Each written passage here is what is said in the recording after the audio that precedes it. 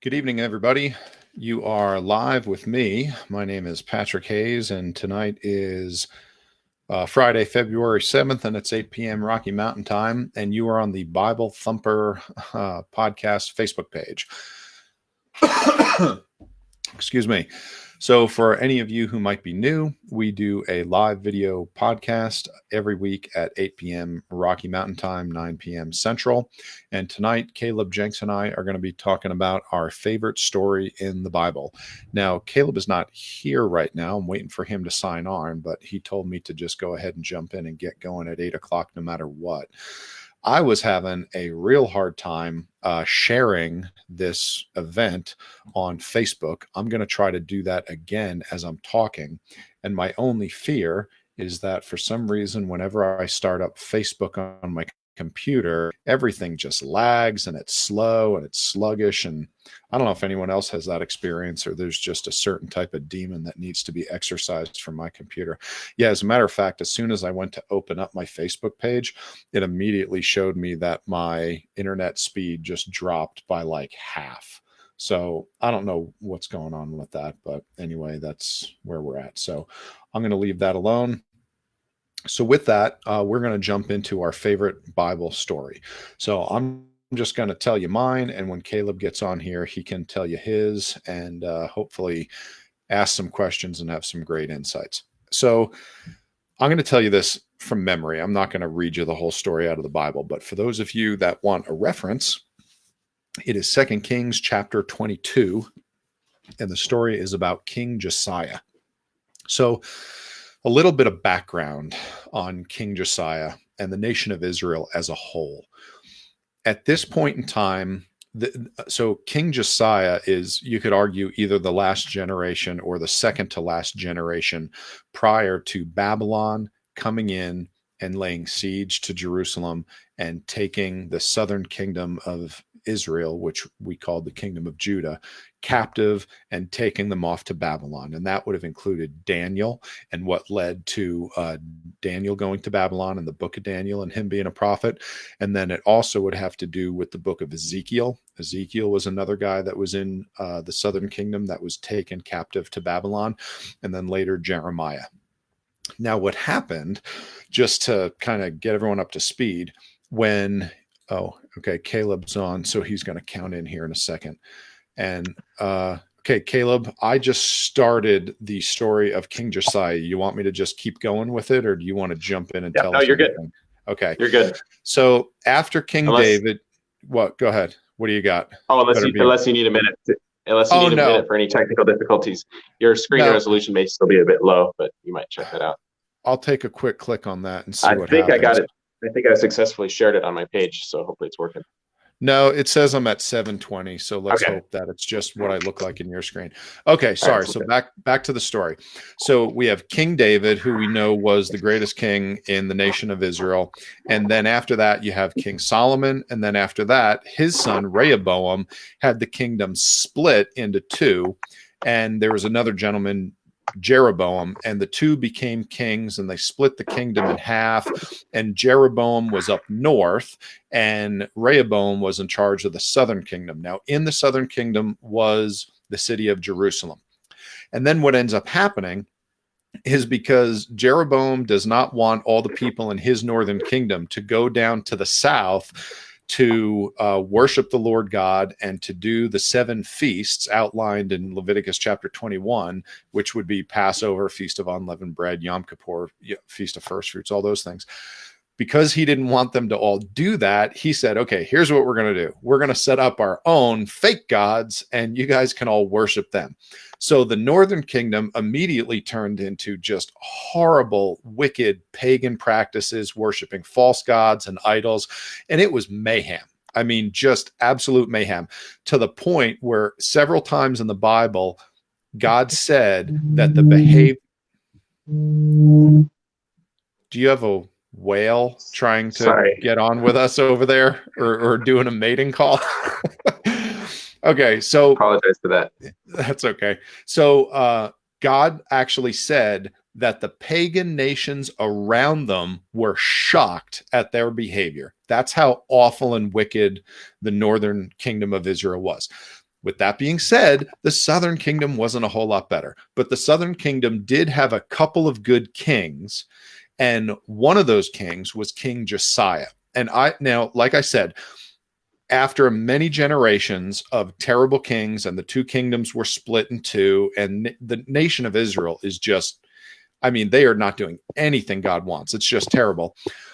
King Josiah, at 8 years old, becomes king of the southern kingdom, which was called Judah. The northern kingdom was called Israel. And the way it reads in this story is that no one had read the Bible or knew anything of the law of Moses for generations. I mean, it was just totally forgotten about. And what they ended up doing was they ended up renovating the temple and fixing up things that needed repaired.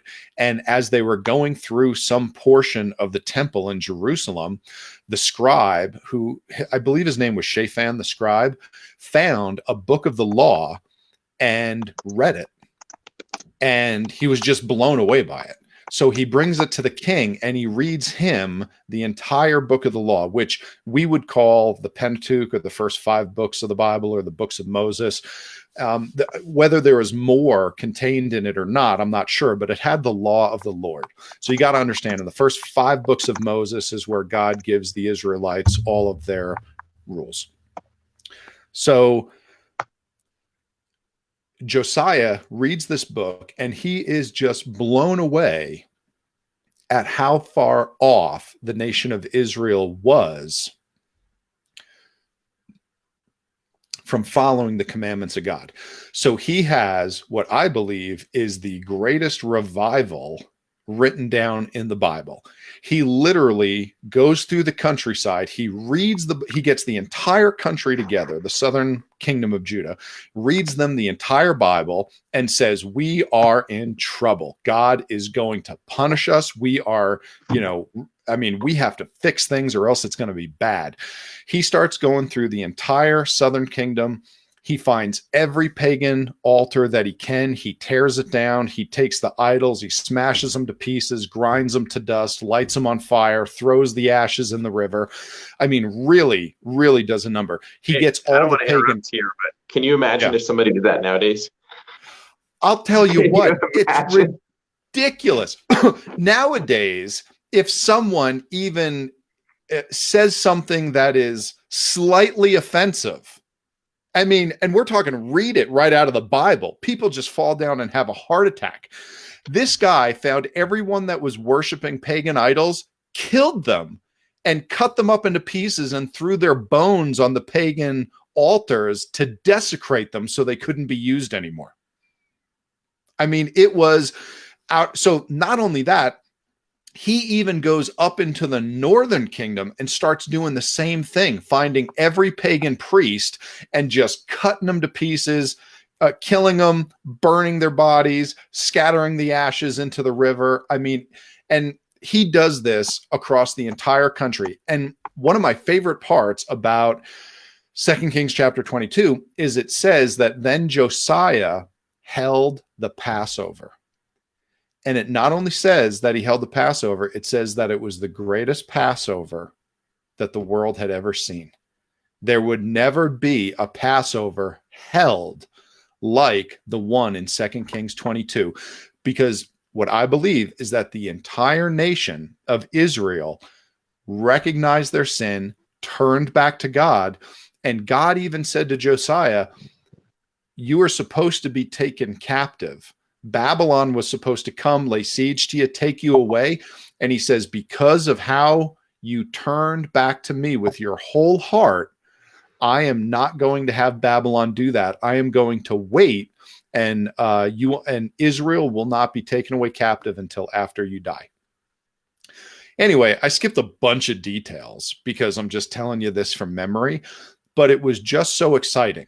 And the reason I find it so exciting is because in today's age of lukewarm American, nonsensical, pathetic Christianity, you almost never see this.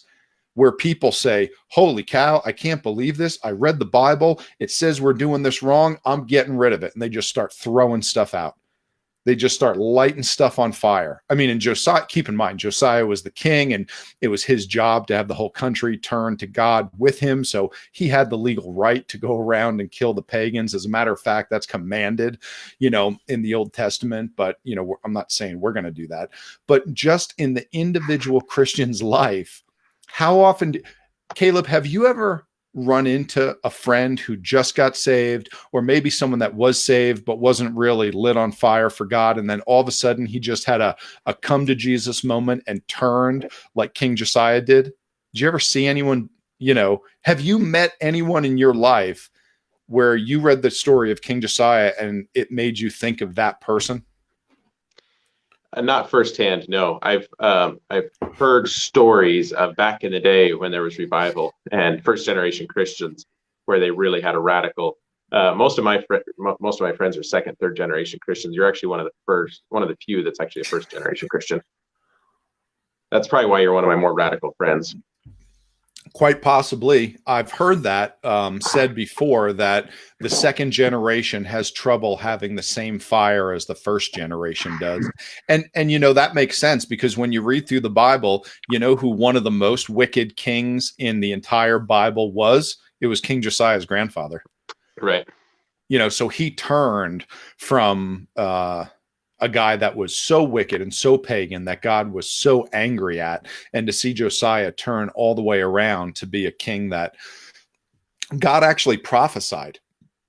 When Rehoboam and Jeroboam, when the kingdom first split into two, you see that God sent a prophet to Jeroboam in the northern kingdom. And what's funny is I don't even think it gives that prophet a name. It just says a prophet of God. So we don't even know who it was. He certainly doesn't have a book dedicated to him in the Bible. But he said there's coming a day where a king will be raised up, and his name will be Josiah. And it says that he will heap up dead men's bones upon this altar that you raised up to pagan gods. As soon as Jeroboam raised up the altar to worship pagan gods, God sent a prophet and said, on this altar will be the bones of the priests that worship the pagan gods that you're trying to turn the nation of Israel towards. And then it happened. It was, it was pretty neat. Yeah, that's honestly, sometimes I look at it and it's like, man, if we were able to have that kind of radical action in Christianity now, I'm not advocating for it, but I think that, I don't know. Sometimes it's a bit tempting. If I was God and I was going to hire a hitman, I think you'd be toward the top of the list. Well, what's crazy is one of my other favorite stories that's not in the Bible happened during the silent years between Malachi and Matthew. And what's funny is we always call them the silent years, but they're not silent. They're actually predicted ahead of time, and it's talked about. I think it's in the book of Isaiah where it actually maps out what's going to happen during that time. But if you ever have a chance, get yourself an Apocrypha. It's not part of the Bible. It's a historical book that's extra biblical, but read about the Maccabean revolt. Read the books of First and Second Maccabees. Before you do that, make sure that you're converted Christian. Yeah. And so also, I got a Bible from the Goodwill at one point that had the Apocrypha in there. And I understand why I understood why they left it out. There's a lot of really good history, but I understand why. I don't know that all of it was inspired by God. No, there are parts of the Apocrypha that are like ridiculous and like completely the opposite of what the Bible says. Do not think that I am saying to read that book and believe it. I am simply saying read the books of First and Second Maccabees, which is the historical account of the Jewish rebellion against the Romans and what happened and how they took back Jerusalem and where Hanukkah came from. That's all part of the story. But the great thing is, and actually I might be wrong, that might have been, was it the Greeks at that time or was it the Romans? I thought it was the Romans, wasn't it? I'm pretty sure it was the Romans. Yeah, I thought it was at the very end of the 400 years. Yeah, I don't have my Apocrypha with me. Yeah, it is an interesting thing. So we've actually, for the last few years, kind of funny because this is really off topic, but I have this little pet peeve of mine about Christians observing Christian holidays that come from pagan origins, like Christmas and Easter and some of those things. Not that I think they're not that I think that they're terrible in and of themselves, or that you can't be a Christian and celebrate something that had pagan origins, because if that was the case, me drinking out of this cup of coffee right here has probably got some sort of pagan origin, I suppose. If you want, I Anyways, can look up the specific pagan deity associated with styrofoam. so anyways, I mean, if we want to find the devil, we can find him in the details wherever we look. But the interesting thing about it is I started, one of the things that actually gave me peace about observing Christmas is the fact that Jesus observed Hanukkah, which is not a biblically required holiday, but it was one of the most prophesied about events in the Old Testament, was the events that unfolded with the Maccabean brothers. So it's understandable that the Jewish people observed it and celebrated it. And it's also understandable that Jesus did. And it makes me a little more comfortable with celebrating Jesus's birth, because it's kind of a natural thing for Christians to do. So anyway, that might be my watered down theology on that. But anyways, no. So that's anyway, good. I mean, if you want to turn this conversation to Christmas and Easter, you know you have an audience with me. It's the wrong time of the year. I don't think this is going to go viral if we talk about Christmas in the middle of February. So, anyways, I was originally planning on. I don't know if there's any more follow up. I don't want to cut you off on that story. No, not at all. Honestly, I'd be searching at this point. What story were you thinking of sharing as far as your favorite? Well, so one of my favorite stories is the story of David and Saul, and I was going to try to make that story somewhat creative. And I decided maybe early on in this Bible Thumper podcast, I should probably stick strictly to the text rather than trying to be creative or poetic with something. I was going to try to sort of retell the story in a modern day sense, and I may do that at some point, because it would be kind of fun just to see what it would have been like to be David and doing what he was doing. But I decided probably another story, which is, you're going to be, of course you picked this story, Noah and the flood. Of course, everybody heard about this in Sunday school. It's an easy story for me to talk about. The reason I'd like to talk about it is because I thought it kind of ties in good with some of what we talked about last week about, can I trust my Bible? And so this is a very radical example of some guy very similar to the story you just told about Josiah, about a guy who took control of actually carrying out God's plan, and it affected the rest of humanity because of his obedience to God. And he was a crazy. If he'd have been a modern day, if Noah lived in Denver, Colorado, and he started building an ark, or let's say in the middle of Kansas, and he started building an ark, the headlines, I would love to see the headlines on CNN and MSNBC. Okay, I got to ask you a question. Have you seen the movie Bruce Almighty, starring Steve Carell? Okay, it is a story of a junior congressman who goes to Washington, D.C., and God calls him to build an ark. That's funny. Anyway, it's hysterical. That's okay. Keep going. So keep in mind, for future podcast references or any movie references are going to go right over my head. I've watched about a dozen movies in my life, so I don't get much of my knowledge from movies. I probably should watch it more. There's direct really good all ones pop out there. culture references to Patrick. All pop culture references to Patrick. Anything to do with banjos, or moonshine, go ahead and send that right on over to Caleb. Anyways, all right. So back to the Bible story here. So if you look in Genesis, what is this? Genesis chapter 6, and I'm not going to read the whole thing here, but it's really interesting that God looked down. It almost is if God woke up one morning and he was like, what on earth did I do? These guys down here have really screwed this up, and the earth is full of violence. It says God looked upon the earth, and behold, it was corrupt, for all flesh had corrupted his way upon the earth. So it's kind of interesting, because I don't think this came as a surprise to God, but it's almost like he probably knew this was coming as soon as he created us, and he gave us a free will, and he created us in his image, where we have that attribute, or that part of him, where we have the ability to go and mess things up. I would have to imagine that God had to have thought this through ahead of time and realized this is the logical conclusion. If they walk in disobedience to me, everything's going to go bad, and it's going to be so bad that it'll I wish I'd never created them, and I'm going to just wipe them out. So God said to Noah, the end of all flesh has come before me. The earth is filled with violence through them, and behold, I will destroy them with the earth. Make an ark, and he goes into all the details of making the ark. And then obviously Noah actually follows through with this thing, and that is probably historically to this day, I would say, I was trying to think if there's more remarkable archaeological feats, given the amount of help that he had and the technology that they had, and that has got to be, it seems like it would have just been a marvel in its day watching that ark go up. That would have been like kind of like a modern day Dubai or something like that, where people get on YouTube. Oh, they didn't have YouTube then, but it would have been. I'm sure he made some headlines. And okay, let me ask you this. Another quick question. Have you seen the ark in Kentucky that Ken Ham has made, and with his answers in Genesis? Have you seen that?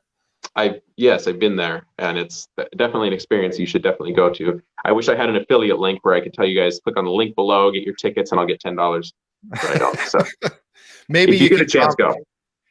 We can leave a link in the comments if someone wants to try to find it. I have not been there, but I heard it's massive. If you go and there's a huge crowd there tomorrow because you saw it on Bible Thumper, just make sure you drop our name so that Ken Ham knows you heard about it on Bible Thumper. Yeah, I'm sure the check is already in the mail, Caleb. Don't worry. Right, yeah. So anyways, I could have imagined following through with it when he's like, all right, we're going to make a big boat. But then when he said you were going to take 2 of every animal, I mean, surely somewhere along the line, I find it really remarkable that it doesn't seem like Noah was quite like Abraham and Sarah, where he laughed and he's like, no, this is impossible. He's just like, all right, God, I'm here, whatever you want me to do, which makes more sense as far as why it was that God bothered to go and talk to Noah. He must have known something about the fact that Noah was actually a righteous man. He was willing to obey God. And so I find this really interesting in our day and age now, where we're so skeptical, we're so, the postmodernism is that even if we knew it was true and we had proof that it was true, we would still reject it, just off the grounds of the fact that everything has to be relative and there's no actual basis for truth or morality. But there had never been rain, there had never been a flood, there had never been anything like this. I don't think Noah would have even known where to start with gathering the animals, and he seems like he just goes forward with it. And I'm trying to find it here. If we go into Genesis, where would it be? Chapter 7. Let me see if I can find it.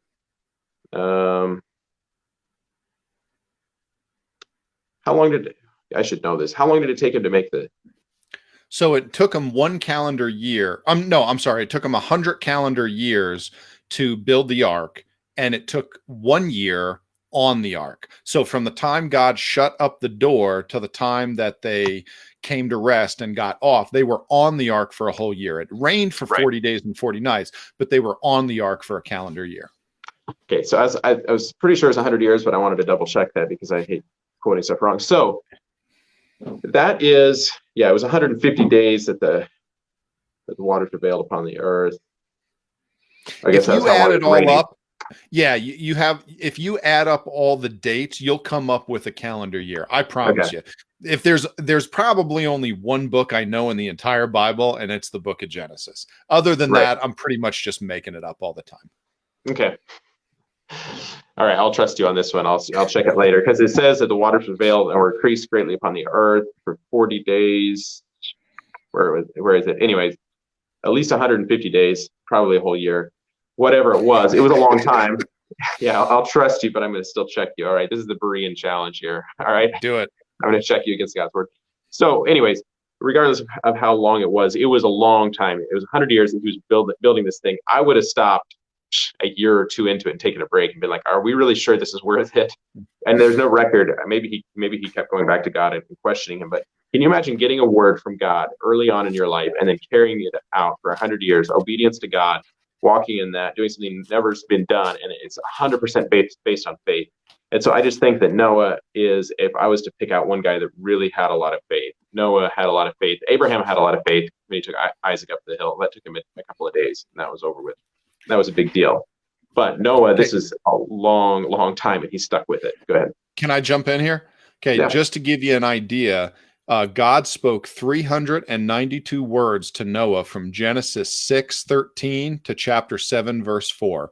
So from when God started with Noah till Noah got in the boat, God spoke less than 400 words to him. Now, that doesn't mean he didn't speak to him other times, but the Bible only says that he gave him less than 400 words. And like you were saying, Caleb, he was faithful for 100 years, and he was faithful doing something that the whole world would have thought to be crazy. And you didn't even bring up what his kids thought. Right. Because remember, God didn't speak to all of his boys, but they trusted their dad and were good, obedient children to the point where they went along with it for 100 years.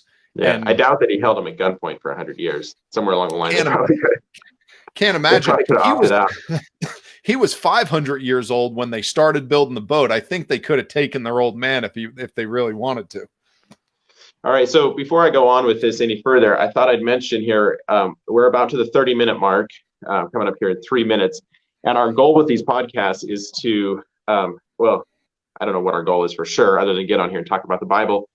But we would like it if whoever wants to chime in on these things, if you have thoughts, it could be related to this, it could be related to anything else. I actually have a couple of questions that have been sent in from previous episodes that I thought I would bring up tonight and address. But anybody that wants to get on here, if you have something that you'd like to throw in, if it's related or unrelated to this, or a favorite Bible story, that's kind of the theme tonight, hop on. There is a link in the comments. I went ahead and posted a link. I think I got it in there right. It should be the first comment if you look in the comments on this video. If you click on that, if you're on a computer or a smartphone, you should be able to get on, and you'll pop up into the staging area. Patrick can add you into the video, and you can give us your thoughts. And I'm really hoping we get some interaction on some of these going forward. So you don't have to be something else. Go ahead. Go ahead. Something else I should add, starting next week, we're actually going to have a phone number that you can call. You won't be on the video here, but you can call in and your voice will be on the podcast with us. So if you have a question or you just want to call us names and yell at us, like kind of what happened to me in the last live video I did a couple hours ago, you're more than welcome to do that. And you'll have an audience, yeah. So if you're shy and you don't want your face on people. If you're shy and you don't want your face on here, wait till next year. We'll have an audio only option for you. Next week, not next year. We're not that slow. You said next year. I know we drag ourselves along with improving this thing. Well, Caleb, now, okay, I need to tell everyone that's listening, you told me you had a surprise, and we've been on here for 30 minutes and you have not brought up the surprise. And I am biting my nails to hear what this great surprise is for me and the audience. So can you get along with it? Yeah. So we are going to be announcing our domain name for our official Bible Thumper project here. And first, the website. Yeah, the website. So first of all, Caleb was in charge. Yeah, well, so I get to win this argument since Patrick won the argument on the name for the podcast. He wanted to go with Bible Thumper, and I thought he was out of his mind. But I think God doesn't have a problem with that because he likes crazy people like Patrick and Noah. So anyways, so tell us a bit about why you wanted to go with Bible Thumper. Well, I haven't seen you thump your Bible on here yet, so I keep waiting for you to start thumping your Bible. I'm waiting till I have someone in the studio with me so I can actually, thump them with it. You're down in Texas. I can't really get it to you. So, okay. So the name, when we were coming up with names, I simply wanted a name that people would initially kind of chuckle at. I wanted something that was kind of funny. And I also wanted a name that is typically thought of in a negative light, but a lot of Christians would be able to laugh at it. Like Bible Thumper usually means those crazy guys that, I don't know, are carrying around a big, leather Bible in their back pocket, and they're just the first person I think of is Patrick. Anyway, you can tell that story as soon as I'm done with the name, because I forgot that story. Okay, so people usually think of someone that's really zealous and like over the top with the Bible. But what I was telling Caleb was, even though that's the thought that comes to people, guess what? At least they know their Bible. I mean, at least we can say that crazy Bible thumper is a Christian that knows what the book says. I mean, you got to give him some credit. So I thought the name was funny. I've also been called that before negatively. So I just figured that would be a good name. So far, everyone chuckles when they hear the name Bible Thumper. Right. Yeah, so Okay, whenever I go ahead. first met Patrick, he's like I said, he's the closest thing to a radical first generation Christian that I know, other than a few of my parents' friends and stuff that I heard about that were first generation Christians that did some radical, possibly irrational things that I've heard about over the secondhand stories. But Patrick, when I met him, he was a recently saved Christian that had been an atheist, I guess, or Hmm. some sort of a non-Christian of some stripe. And so he was pretty excited about this, and he carried his Bible around in the back of his jeans. And it cracked me up because it wasn't like you can get these little compact New Test Psalms, Proverbs, New Testament. He didn't opt for one of those. Patrick, I think he went and got one of these like family Bible, like coffee table version type things, and had to upsize his pants to like 3 sizes larger so he could tuck this thing in his belt. No, anyway, it was a normal size Bible, but it looked pretty big, stuck in the back of his pants. So Hmm. BibleThumper.us is going to be live as our domain name. That's going to be a big disappointment to Patrick. Ooh. We have another one that is coming up, but there's a technical difficulty with actually registering the domain name that I registered and actually having it accessible in the US. So I'm actually going to have to save that surprise for next week because I have it and it's not accessible. But I think you guys will get a kick out of it.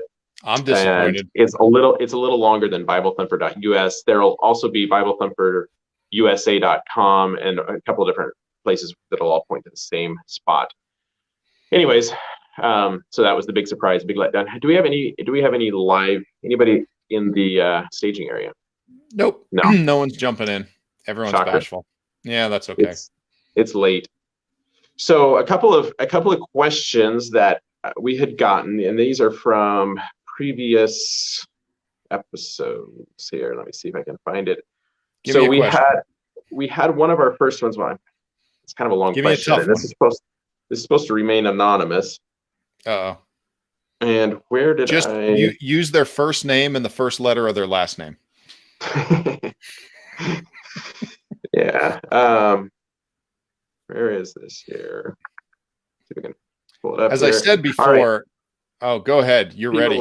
People like Dead Space. Yes, I got it.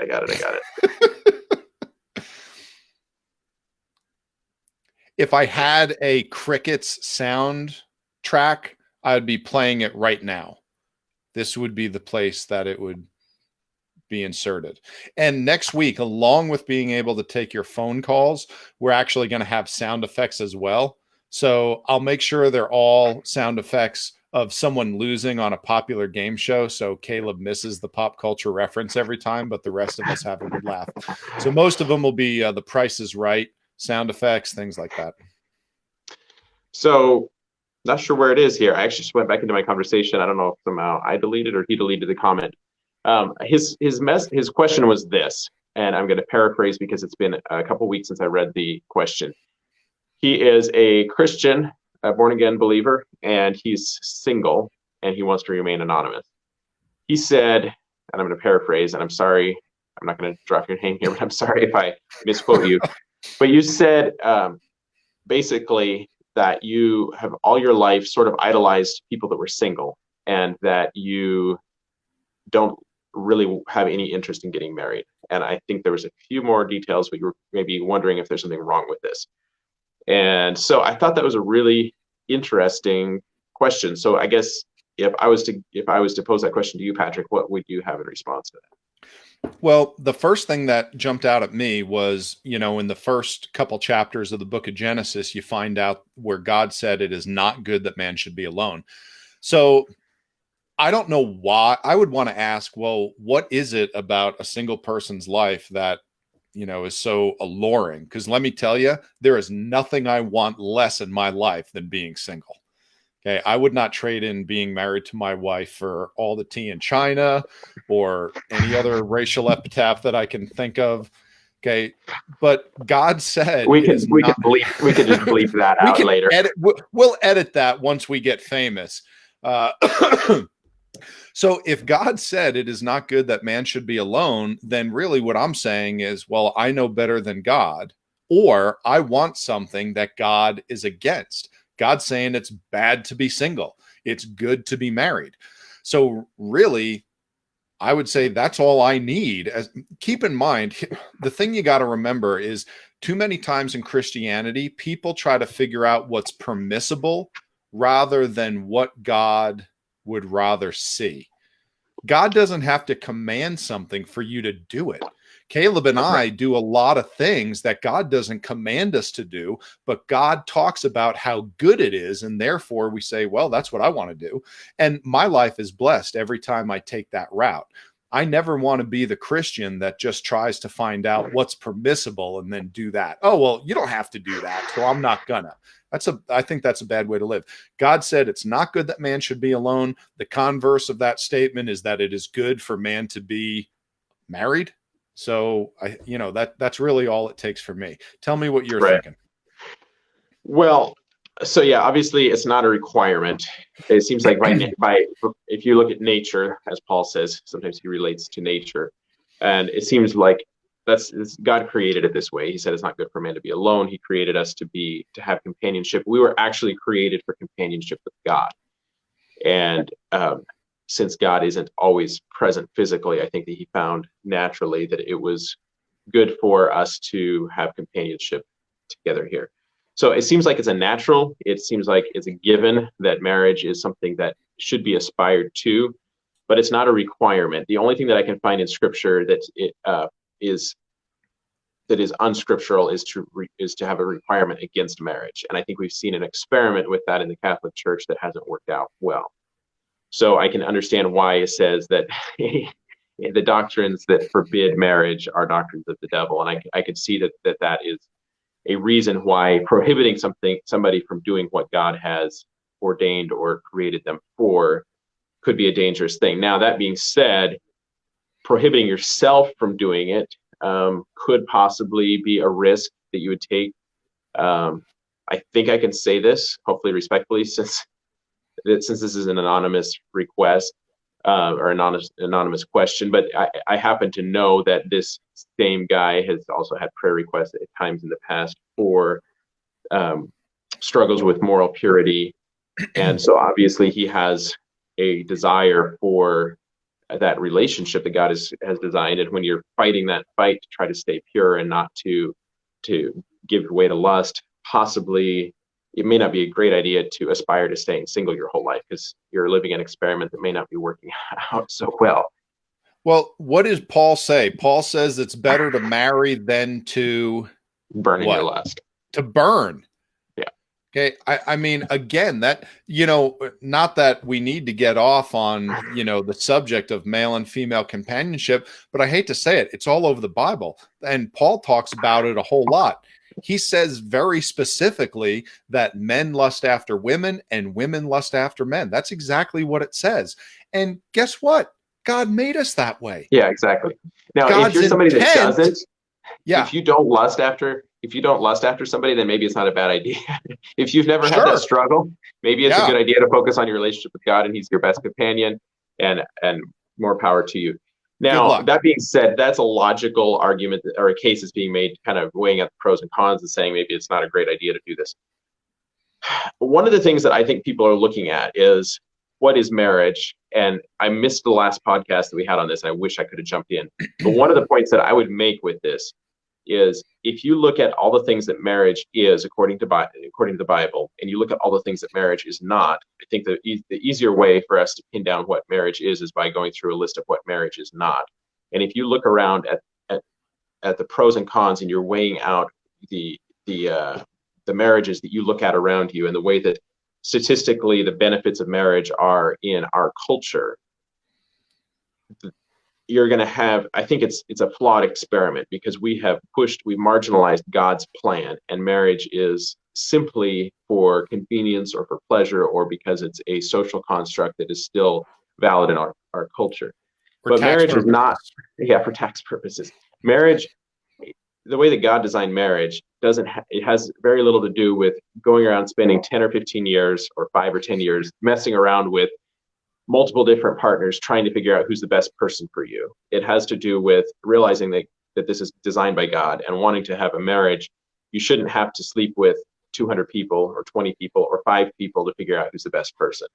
And so Okay, once, go I ahead. was going to ask you, okay, what does Jesus compare marriage to? Well, the first thing that I'm thinking of is the comparison of Christ and the church. Absolutely. And everything you're talking about shows or is similar to that relationship. The idea that once you are saved, you and I, Caleb, are literally the bride of Christ. And that is supposed to be something that is sacred, something that we're supposed to want, something that's supposed to be there forever, something that is, we are able to lean on that relationship during every hard time. We have someone to go to who we know loves us and wants the best for us and has answers and help for us anytime we need it. Okay, now I just have to throw one thing in there really quick because there's people watching that come from the same background that I come from. So there is a difference between being the bride of Christ and being Christ. And some churches or possibly cults would actually teach that the church is Christ on the earth, not the bride of Christ. So you have to keep in mind that not everybody understands this parallel that Jesus was drawing there between Christ and the church. How can you be the bride of Christ and him be the groom if the church is Christ? Anyways, that's a Yeah. whole other interesting theological I've never even problem. heard that one before. Yeah. Can we just kick that and keep moving on down the road for now? Absolutely. So, Okay, anyways, back to the marriage thing. If you're looking to look at the benefits of marriage, I would not look at the experiment as it's played out with humanity. Every time that God designs something, the first thing that people do is they screw it up and they prove how badly they can do it. So God puts Adam and Eve in the garden, and he's like, all right, you got a perfect world.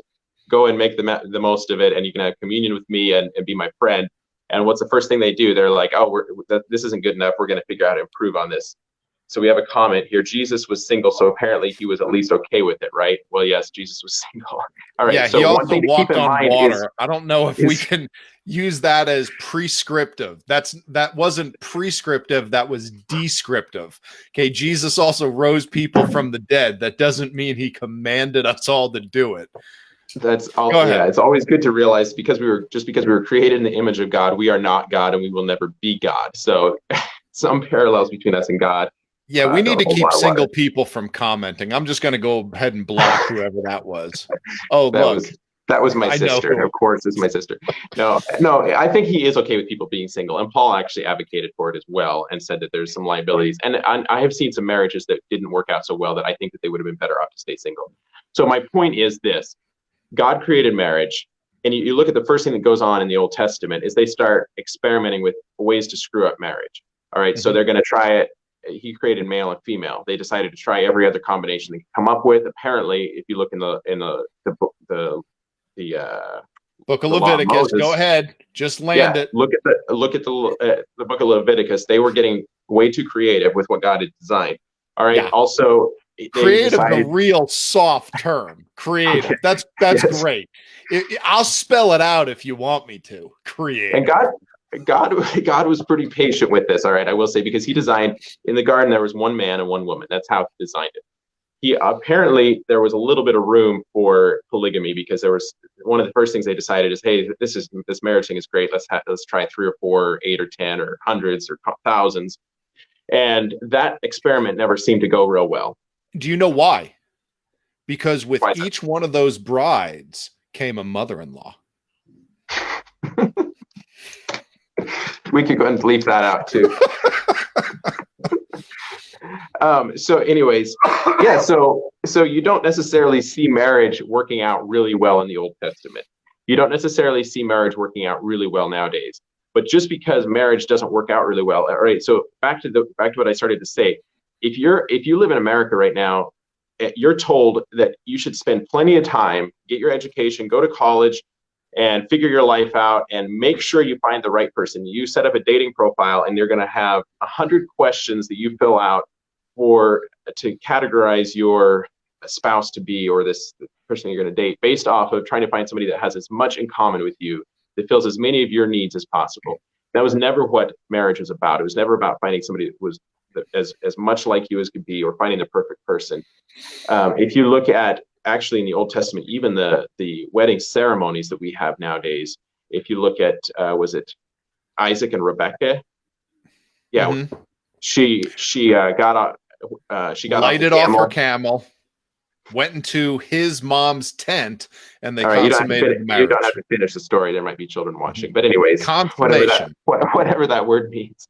So apparently that was perfectly okay with God. It didn't say that they waited for the bouquets of flower and the wedding dress, and that the marriage simply was one man and one woman being faithful to each other and making a commitment to live together for life. So now there's a lot of pressure on people to make sure they find the right person, to wait till you're the right age, to wait till all of your friends can be there to support you. And then there's a tremendous amount of pressure on you to try to have this culturally respectable marriage, which may have very little to do with what God had designed in the first place. Like I said, they started experimenting in the Old Testament, trying to mess up God. I mean, that's the first thing that we have to do.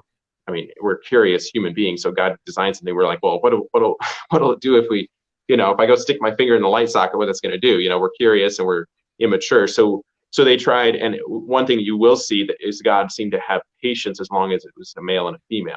Now, when it came to homosexuality in the Old Testament, there seemed to be very little tolerance for that. That was an abomination.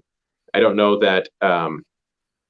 I don't know why God tarried and allowed multiple wives, but it definitely didn't paint a real beautiful picture of what marriage could be or should be.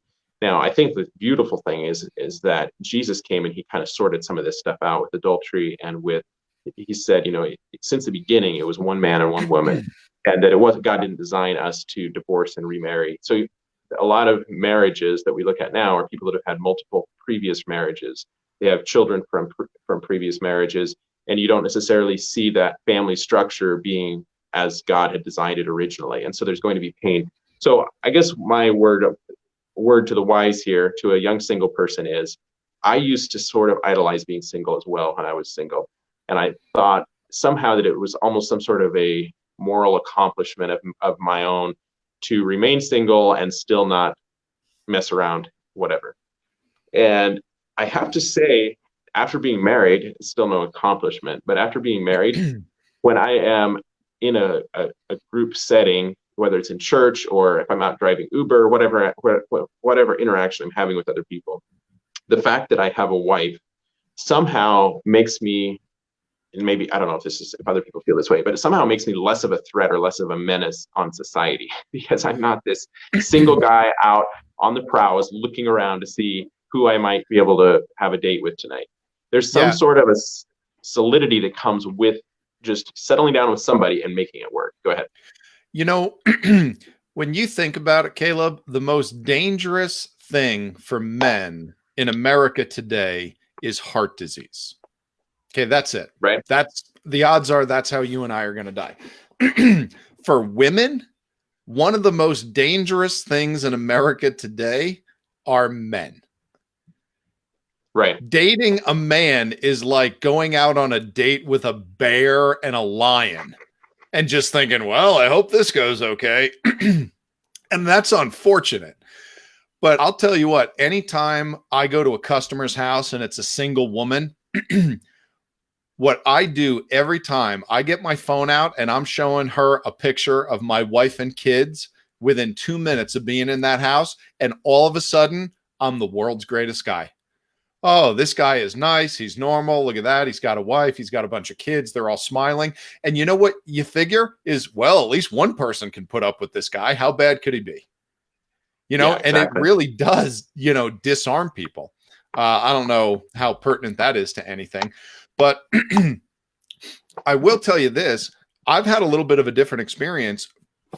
Ever since I became a Christian, I wanted to be married and have kids. I wanted to have a family. I wanted to be a family man. And that was always exciting for me. And I'll tell you what, the best thing in my life next to God, hands down, is my wife and my children. And it's been that way ever since I've gotten married, even through hard times. I hope she's watching times. now. Oh, if she's not, she's going to watch this when I play it back for her. I need credit for these things. Joanna Hayes just joined. She's on. So Joanna, brownie points for Patrick. So we actually have.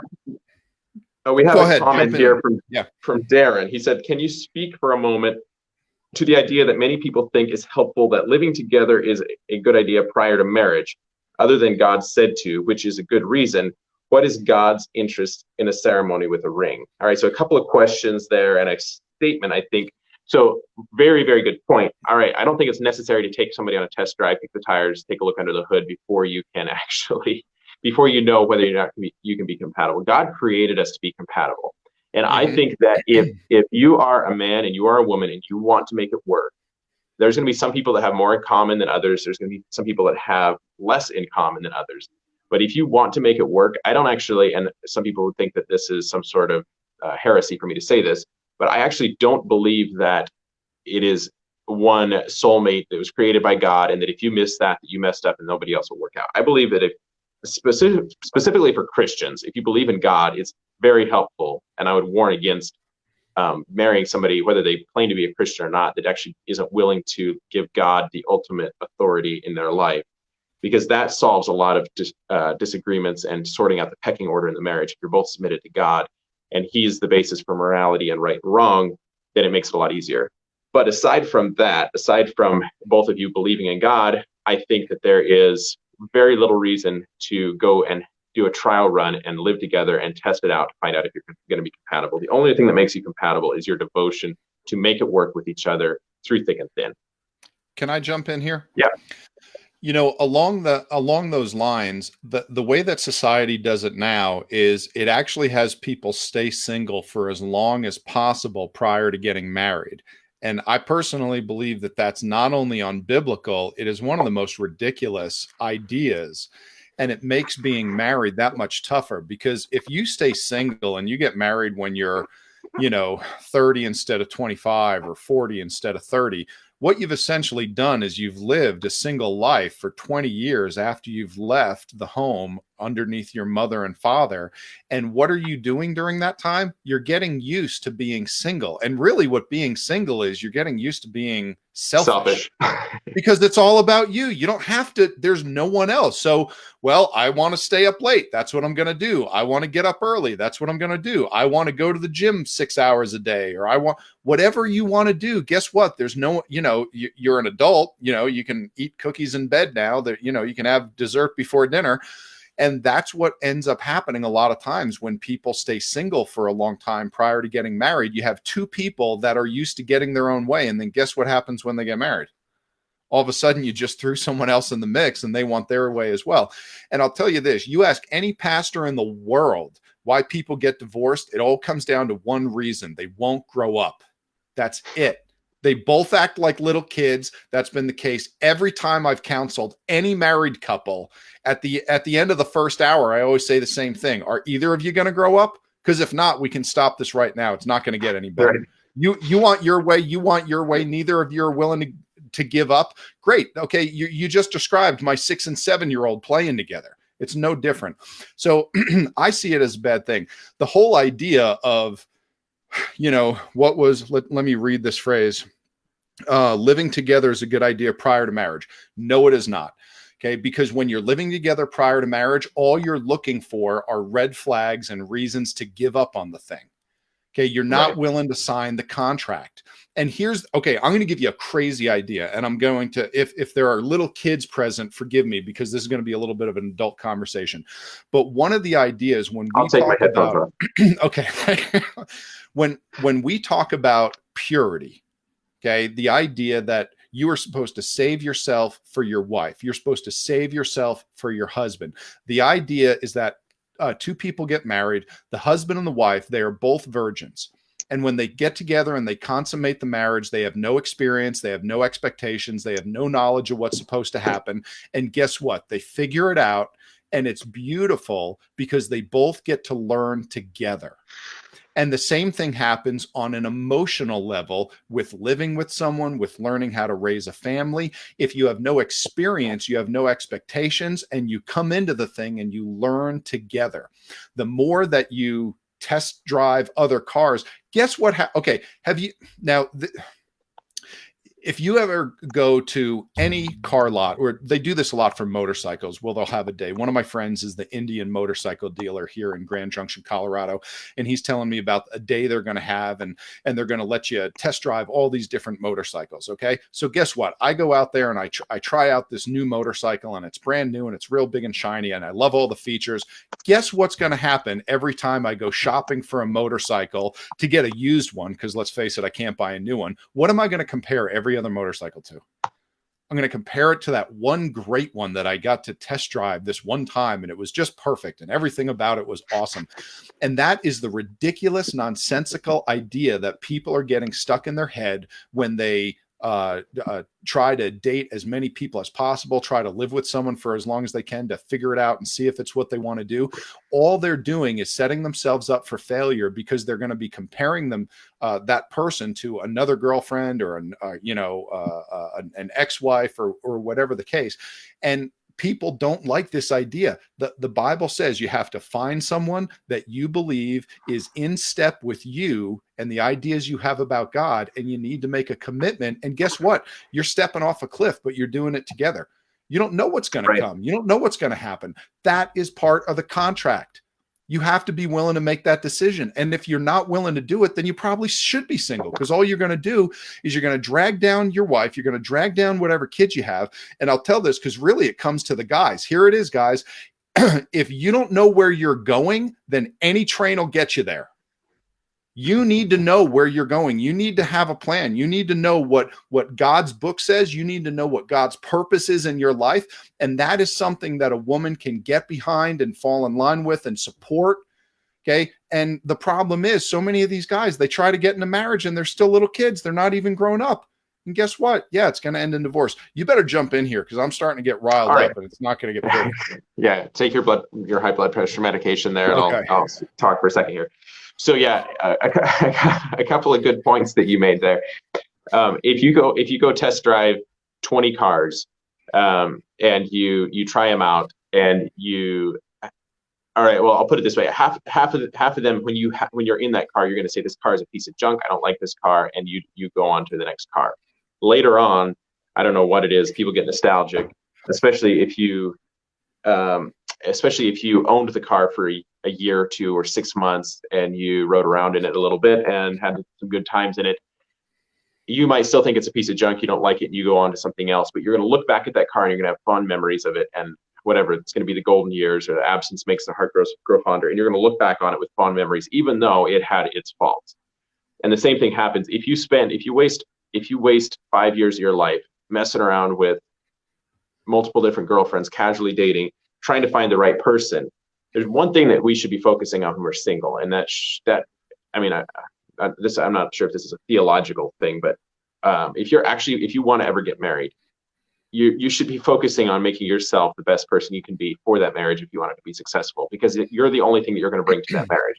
So rather than spending time messing around with multiple different dating relationships, either just go ahead and get married, or if you don't know who you're going to marry yet, if they haven't come along, then get ahead in life, work hard, build a house, save up some money, and focus on that, rather than trying to skirt around and find the best person for you. I just think that like you said, it's Hollywood nonsense, and I think that is a very unhelpful thing. Pretty much anytime that society gives you advice on anything that has to do with morality, I think you should pretty much wad it up and throw it in the trash and go with God instead. So when they say it's a good idea to go ahead and live together for a year or two, I would laugh in their face. It's a bad idea.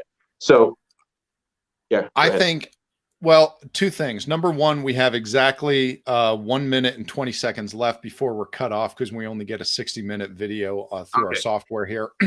Okay, but I think Caleb's last point was a great one. Not only can you look at what the Bible says and try to form your life around it and do what it says and conform to the Word of God, the other great thing you can do is you can just look at the world and see whatever they do and wholly reject all of it, because it is nonsense.